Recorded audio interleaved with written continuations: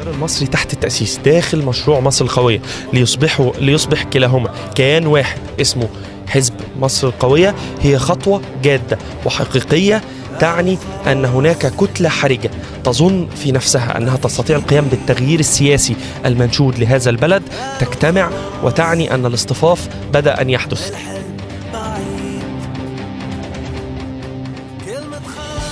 ندعو جميع الكيانات الأخرى على مسافات مختلفة مننا أن تدعم هذا الاصطفاف وأن تنضم لهذا الاصطفاف طالما اتفقنا على الأساسيات في أننا نريد تغييرا سياسيا لهذا البلد، نريد فتح أكبر للحريات، نريد تشاركية حقيقية، نريد عدالة اجتماعية، ونريد إصلاح سياسي واقتصادي حقيقي في مصر.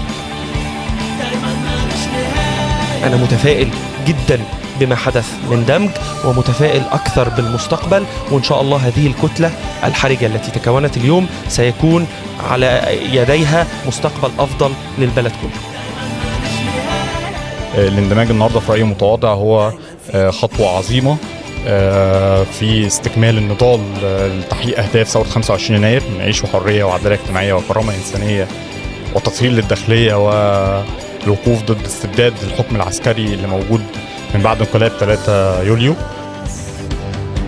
الخطوة اللي تمت النهاردة خطوة انتظرها كثير من مراقبين المشهد السياسي، خطوة بتبعث على الأمل بتوحد المتقاربين مع بعض فكريا.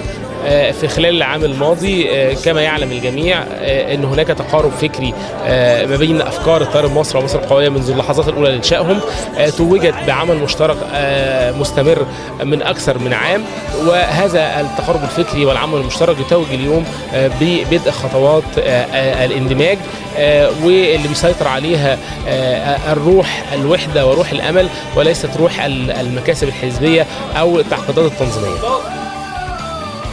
باندماج حزب التيار المصري في حزب مصر القوية، وشايفه خطوة مهمة في تنظيم الناس لقوتها وتنظيم الناس لتحركاتها السياسية، وأتمنى تنظيم أكتر من أحزاب وحركات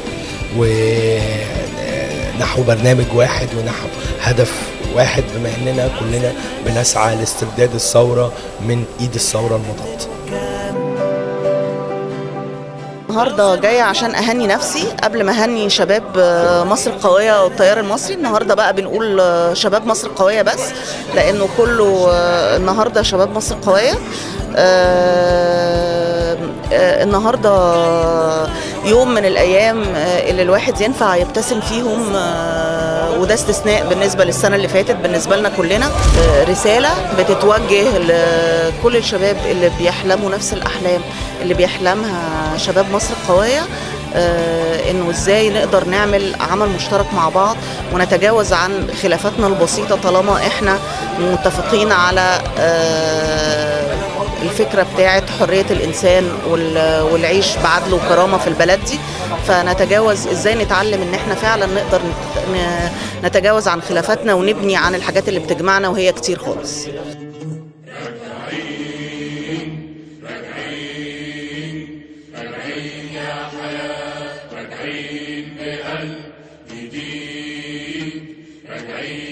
هني حزبي مصر القوية والتيار المصري على خطوة الاندماج، واللي عارفين قد ايه هي خطوة ما هياش سهلة، بتحتاج ترتيبات كتير وبتحتاج توفيق كتير في الرؤى والأهداف والهياكل التنظيمية.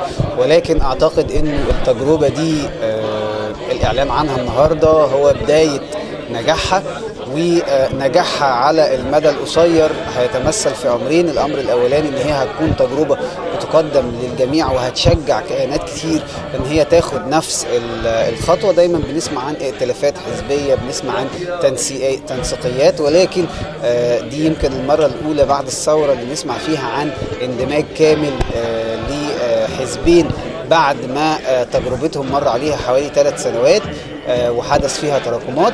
النجاح الثاني على المستوى القصير يعني، او على المدى القصير، انه هذه الخطوه هتدي دفعه معنويه ايجابيه قويه جدا للحزبين ولاعضائهم ولمؤيدينهم، ان هناك امل في بناء جديد سياسي، من تكتلات حزبية واندماجات جديدة.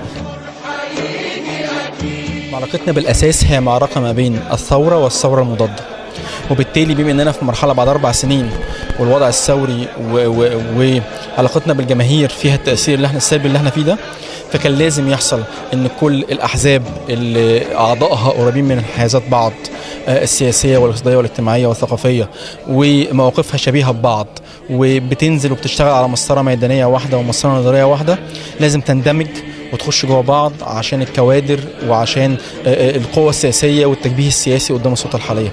فاللي حصل بين مصر القوية النهارده والتيار المصري ده شيء طبيعي جدا، واللي بتمناه يحصل في كتير من الحركات الثورية عشان يبقى في تجبيه واضح وائتلافات واضحة ما بين تيار الثورة وتيار الثورة المضادة، عشان لسه المشوار بدري قوي واحنا ما بنخلص، واحنا طاقتنا ما بتخلص، واحنا فكرة صعب ان النظام يموتها، فبالتالي لازم تجبه على بعض وتألف مع بعض وندمج مع بعض عشان نقدر نكمل المسار. دي خطوة أتمنى كتير من الأحزاب والحركات اللي على مسطرة الثورة وعلى جبهة الثورة تبقى تاخد نفس المسار ده عشان نبقى في الآخر في جبهة وائتلاف قوي ضد الثورة المضادة. مبروك لأعضاء مصر القوية، مبروك لأعضاء التيار المصري، مبروك الخطوة النهاردة اللي خطيناها في سبيل التوحد، خطوة الاندماج وانضمام أعضاء حزب التيار المصري لمصر القوية. أعتقد أنها إن شاء الله خطوة مبشرة ندعو بيها الكيانات الأخرى للانضمام، ندعو بيها للناس اللي كانت بتستغرب إزاي إحنا مشروعين وإزاي إن إحنا حزبين، إن إحنا بنقول لهم النهاردة إحنا قدرنا نبقى حاجة واحدة.